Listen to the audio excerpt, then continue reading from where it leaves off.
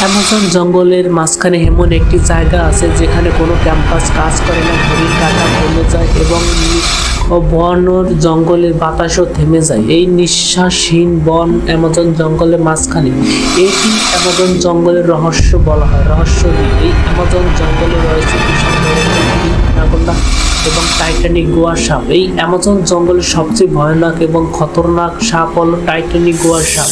একটি টাইটানিক গোয়া সাপ 4000 কিলোমিটারও বড় হতে পারে। আপনি কি অ্যামাজন জঙ্গলে যেতে চান? জানতে পারেন এই ভিডিও থেকে।